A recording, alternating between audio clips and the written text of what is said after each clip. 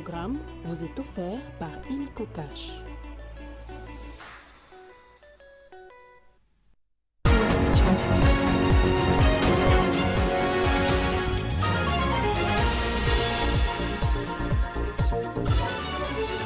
Au sommaire de ce journal, la protection et le renforcement du pouvoir d'achat des Congolais et la stabilisation de la situation sécuritaire sont parmi les points inscrits à l'ordre du jour du deuxième conseil des ministres du gouvernement souminois. Les détails dans ce journal. Le nouveau gouverneur de la ville de Kinshasa, Daniel Bumba, a officiellement pris ses fonctions à l'issue de la cérémonie de remise et reprise avec le gouverneur AI, Charles Mbouta Muntu. Et aussitôt installé, le nouveau ministre des Sports et Loisirs a réuni vendredi au Stade des Martyrs les dirigeants des diverses fédérations sportives. Didier Bidimbu a demandé à chaque fédération de soumettre dans les prochains jours un état des lieux de leurs activités. L'info, c'est l'heure sur Télé 50. Bienvenue à tous. À la une de l'actualité, le chef de l'État Félix Tshisekedi a présidé vendredi la deuxième réunion du Conseil des ministres du gouvernement souminois à la Cité de l'Union africaine. La protection et le renforcement du pouvoir d'achat des Congolais, le renforcement et la politique diplomatique ainsi que la stabilisation de la situation sécuritaire sont parmi les points inscrits à l'ordre du jour. Suivez un extrait du compte rendu du Conseil des ministres. Le président de la République a commencé par une communication à l'attention du membre, a rappelé aux membres du gouvernement que parmi les missions du gouvernement actuel, il y a la matérialisation des engagements qu'il a pris devant la nation lors de son investiture pour son second mandat. Au nombre de ces engagements figure la protection et les renforcements du pouvoir d'achat de nos concitoyens, mis à mal actuellement par la situation qui prévaut sur le marché de change. En effet, notre économie est fortement dollarisée. Le comportement du franc congolais face au dollar américain a un impact immédiat sur le panier de la ménagère congolaise. Face à cette situation, le président de la République a demandé à la première ministre, aux membres du gouvernement en charge des questions économiques et financières, ainsi qu'à la gouverneure de la Banque centrale du Congo, en collaboration avec son cabinet, de procéder urgemment à la réévaluation des mesures prises le 17 juillet 2023 pour stabiliser les taux de change en y ajoutant, si nécessaire, des mesures supplémentaires pour enrayer cette spirale négative afin que le social de Congolais soit relevé. Le deuxième point de la communication du président de la République a porté sur le renforcement de l'action diplomatique. Rappelant que la diplomatie requiert, conformément à la Constitution de la République, une meilleure collaboration entre son cabinet et les ministères des Affaires étrangères, coopération internationale et francophonie, le président de la République a insisté sur la nécessité de définir des orientations diplomatiques cohérentes vis-à-vis de nos partenaires au regard des enjeux régionaux et mondiaux. Les diplomates envoyés en poste à l'étranger devraient être capables de maîtriser tous ces enjeux. À ces propos, il a invité Madame la ministre d'État, ministre des Affaires étrangères, à faire le point au prochain Conseil de ministres sur la fréquence d'évaluation de la 12e conférence diplomatique tenue à Kinshasa en février 2022 et d'assurer l'implémentation des recommandations qui en sont découlées. Puis la ministre des Affaires foncières Akassia Bandoubola a, dans une note circulaire rendue publique et ordonnée, l'application stricte des instructions et mesures conservatoires relatives à l'approbation de l'ordonnance numéro 74 du 2 juillet 1974 relative aux biens abandonnés ou mis en valeur et autres biens acquis à l'État par l'effet de la loi. La dite lettre vient en appui à celle de son prédécesseur, Aimé Sakombi, portant instructions et mesures conservatoires. Akassia Bandoubola souligne que cette pratique exercée dans les circonscriptions a favorisé de nombreux cas de spoliation et de fraude face aux étrangers et nationaux. Tout arrêté pris dans ces circonstances sera retiré et annulé, lit-on dans ce communiqué. Et je l'annonçais au sommaire, le nouveau gouverneur de la ville de Kinshasa, Daniel Bumba-Lubaki, a officiellement pris ses fonctions vendredi à l'issue de la cérémonie de remise et reprise avec le gouverneur AI, Charles Mbutamutu. La cérémonie a commencé avec la lecture de l'ordonnance du président de la République portant son investiture par l'inspecteur territorial de Kinshasa. Notons que cette cérémonie s'est déroulée en présence de plusieurs autorités nationales et provinciales, notamment l'inspecteur national de la territoriale représentant le ministre de l'Intérieur, Sécurité et Affaires coutumières. À l'Assemblée provinciale de Kinshasa, la plénière a consisté à la réponse du directeur général de la Direction générale des recettes de Kinshasa aux élus. 32 questions lui ont été posées, notamment sur la gestion du personnel, les comptes des GRK et de l'Hôtel des Villes, la grande échéance, mais aussi la maîtrise de l'assiette fiscale. Retour en images. 48 heures après, le voilà qui revient au perchoir de l'Assemblée provinciale de Kinshasa pour répondre aux préoccupations des élus. 32 questions reparties en 9 axes. Les questions sont liées à la gestion du personnel, des comptes de la DGRK et comptes de la ville de Kinshasa, le cadre organique, convention pour la reconstruction, la taxe spéciale, mais aussi la grande échéance de 2024. Le directeur général de la Direction générale de recettes de Kinshasa, Michel Moussaka, répond à toutes ces questions. Et c'est la prime de mobilisation, c'est ce qui nous permet de payer une certaine quantité aux agents de la Direction générale des recettes de Kinshasa, et cela est ainsi depuis 2008 lors de la création de la Direction générale des recettes de Kinshasa. Une façon d'insister à ce jour que les agents de la Direction générale des recettes de Kinshasa ne bénéficient d'aucun salaire au niveau de la fonction publique provinciale. Et les agents de la Direction générale des recettes de Kinshasa sont pris en charge par la Direction générale des recettes de Kinshasa elle-même en raison de sa quotité qu'elle a. Et de cette quotité, la Direction générale des recettes de Kinshasa doit organiser toutes les campagnes, que ce soit la campagne de la grande échéance, que ce soit la campagne de la patente et toute autre campagne sur la vignette sont organisées et prises en charge par la Direction générale des recettes de Kinshasa sur fonds propres relevant de la quotité lui allouée par l'arrêté 190. Rappelons que pour la grande échéance de janvier à avril 2024, la DGRK a mobilisé près de 80 milliards des francs congolais. Parlons éducation à présent. L'inspecteur général du ministère de l'Éducation nationale et de la nouvelle citoyenneté, Jacques Odia Moussanga, a annoncé que plus de 962 000 candidats sont inscrits pour l'examen d'État en RDC prévu du 24 au 27 juin. Parmi ces candidats, 48% sont des filles. Il a affirmé que les préparatifs pour ces épreuves se déroulent sans encombre et les coffres contenant les sujets d'examen sont déjà arrivés dans les différentes provinces de la RDC. Et puis la RDC, malgré ses différentes opportunités, ne dispose d'aucune grande banque. Dans un ouvrage publié par le professeur Bob David Nzobengene, les banques œuvrant en RDC sont dans la catégorie moyenne ou très petite banque. L'ouvrage intitulé Banque, gouvernance et gestion prudentielle publié par le professeur Bob David Nzobengene aux éditions L'Harmattan a été porté sur le fonds Battissimo le jeudi 20 juin 2024 à Kinshasa. Avec ses 286 pages, l'auteur a accompli une des grandes missions d'un scientifique en décelant les faiblesses du système bancaire en République démocratique du Congo. Docteur en business et expert comptable, Bob David Nzobengene s'est apaisanti sur 3 facteurs, notamment la ration crédit, PIB, la capacité à financer les industries et les total bilan. Et cette notation, estime le professeur, envoie toutes les banques œuvrant en République démocratique du Congo dans la catégorie des moyennes banques et des très petites banques, car la ratio crédit sur le PIB est loin inférieure à la moyenne mondiale et même de loin inférieure à celle de l'Afrique subsaharienne. Je crois qu'aujourd'hui, quand on parle de la banque, comme tout le monde le sait, le secteur bancaire ou les banques ont un rôle jouer au sein d'une économie, au sein d'une nation. Alors, pour que ces banques-là jouent pleinement leur rôle, il faut mettre en place une bonne gouvernance. Il faut mettre en place une bonne gestion, ce qu'on appelle la gestion prudentielle.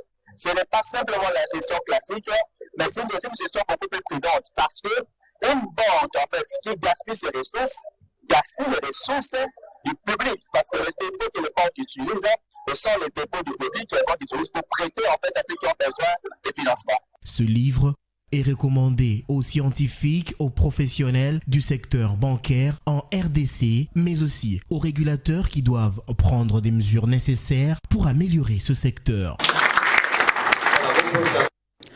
Puis l'intersyndicale de l'établissement public Transco dénonce de nouveau la situation d'incertitude qui gangrène le bon fonctionnement de cet établissement public. Dans une déclaration d'ensemble, l'intersyndicale sollicite en urgence l'attention des autorités de la République.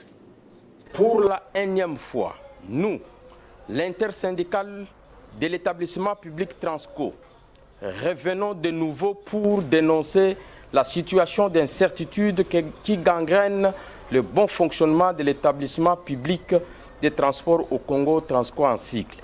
Dans lesquelles correspondances, nous avons eu à présenter en détail le problème majeur qui pince ces prestigieux établissements publics, notamment la subvention en carburant et lubrifiant dont les ravitaillements et à compte-gouttes depuis un certain temps.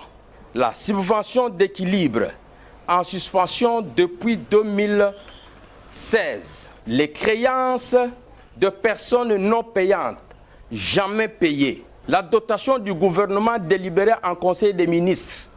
Longue histoire. La convocation de la tripartite. De tous les efforts réalisés sollicitant le pourparler, surtout qu'avec la lourde pression des agents et cadres qui pèsent sur nos épaules, n'attendant que coûte des solutions satisfaisantes de la part de leurs représentants. Et si jamais la position de non-recevoir de l'État propriétaire demeurait toujours sans surprise, ça sera la bonne occasion délibérée par l'État propriétaire pour les contractuels travailleurs de Transco de se décider de son sort dans le jour le plus proche.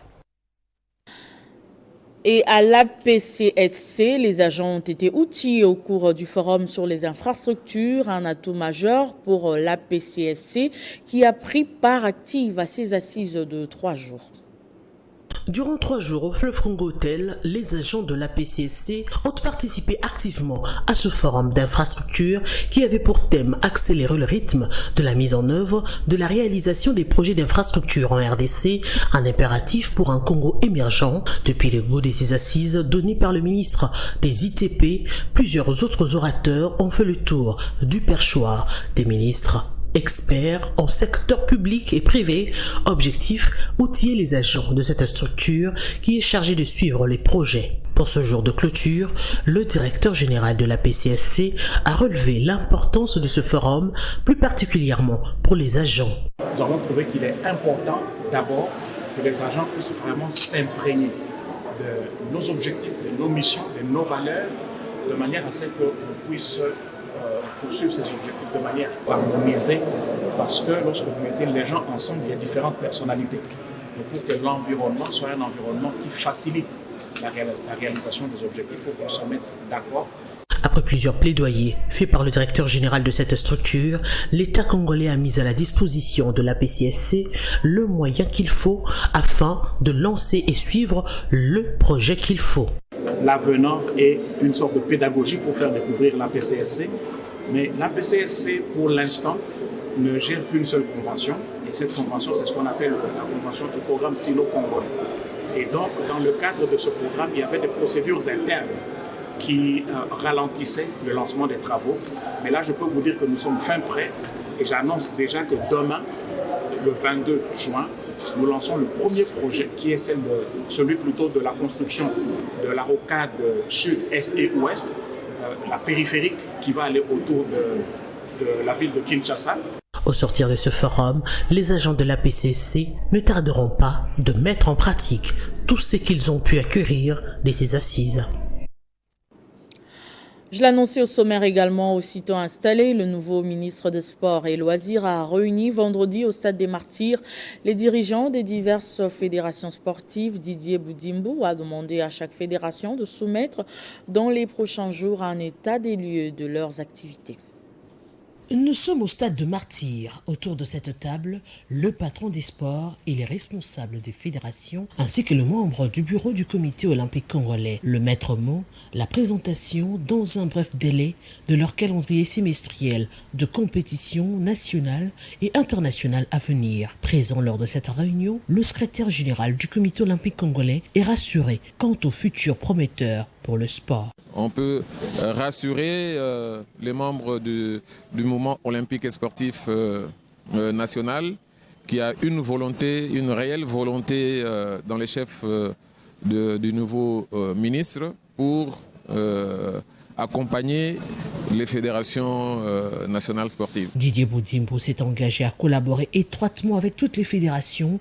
Il a par ailleurs rappelé au mouvement sportif sa détermination à mettre fin aux fissures nées entre le ministère et les fédérations sportives avant d'appeler tous au travail dans l'unité afin d'atteindre les objectifs, notamment la relance de Jeux congolais d'ici 2025 et la célébration du cinquantenaire du combat du siècle entre Mohamed Ali et Georges Foreman, retenu comme objectif à moyen terme, pouvant remettre le sport congolais sur les rails. Juste après, visite des stades des Martyrs et le stade de la Quetule. Le constat est mitigé.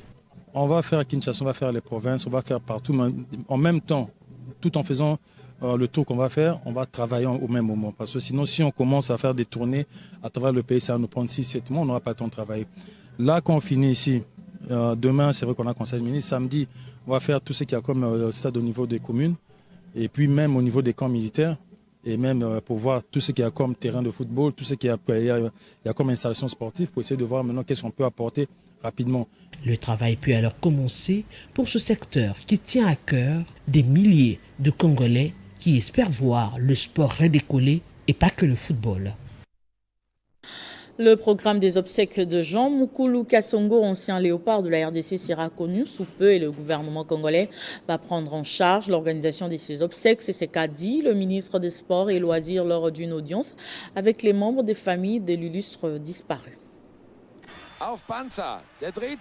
Décédé vendredi 17 juin des suites d'une maladie, l'ancien léopard Jean Moukoulou Kassongo alias Korando sera bientôt enterré. Sa famille entreprend des démarches pour que cette légende du football congolais soit inhumée en toute dignité vu des loyaux services qu'il a rendus à la nation. Conduite par les députés nationaux, Jéridika Lamajed, la délégation composée des membres de la famille a rencontré les ministres des Sports et Loisirs dans son cabinet de travail pour échanger sur l'organisation de ces obsèques.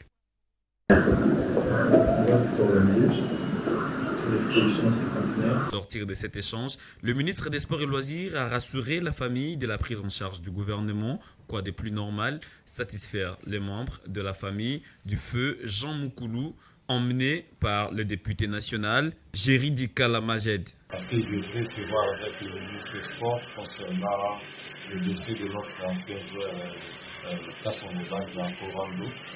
Donc c'est comme ça qu'il y a eu cette rencontre entre les membres de la famille, les amis de Kassongo Banza et le ministre des Sports. Donc le ministre il a été très ouvert, il a accepté d'échanger un peu avec sa famille. Il s'est mobilisé pour qu'il puisse prendre en charge et la responsabilité de tous les obsèques par rapport au décès de Kassongo Banza.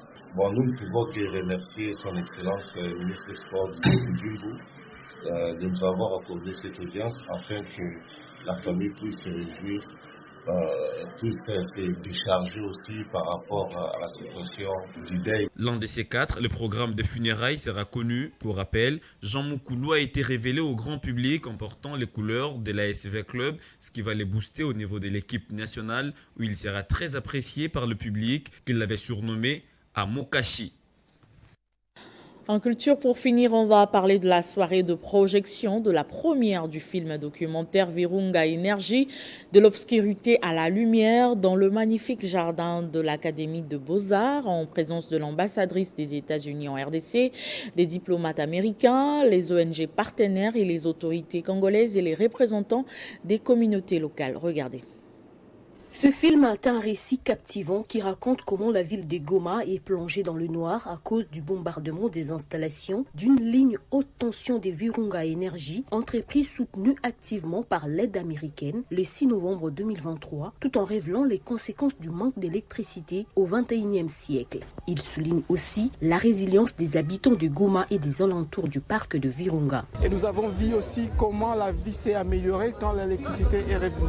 Ces films illustrent de manière poignante comment cette initiative et l'aide américaine ont éclairé des lieux qui étaient autrefois plongés dans le noir, ouvrant ainsi la voie à de nouvelles perspectives et de nouveaux espoirs pour les habitants de Goma et de ses environs. Ravi de pouvoir soutenir d'abord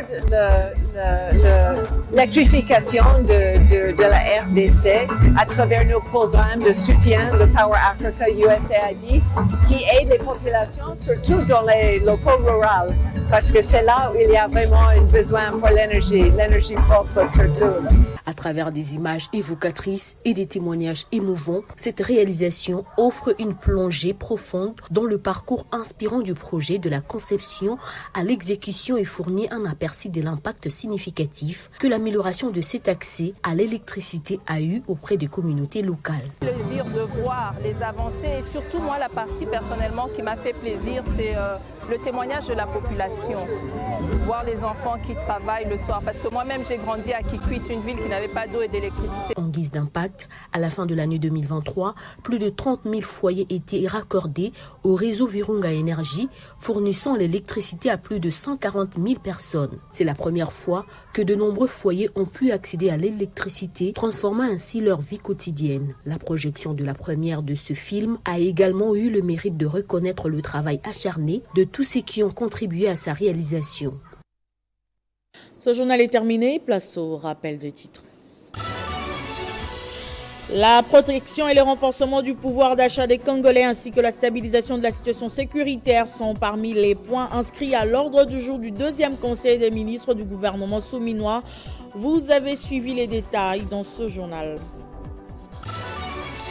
Pendant ce temps, le nouveau gouverneur de la ville de Kinshasa, Daniel Bumba, a officiellement pris ses fonctions vendredi à l'issue de la cérémonie de remise et reprise avec le gouverneur AI Charles Moutamout. Et aussitôt installé, le nouveau ministre des Sports et Loisirs a réuni vendredi au Stade des Martyrs les dirigeants des diverses fédérations sportives. Didier Boudimbu a demandé à chaque fédération de soumettre dans les prochains jours un état des lieux de leurs activités. C'était l'essentiel de l'actualité. Merci de rester fidèle au programme de Télé 50.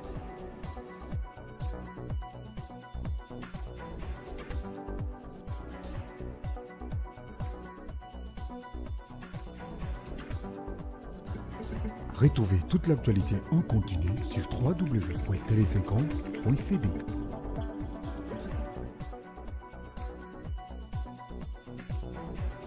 Ce programme vous a été offert par Illico Cash.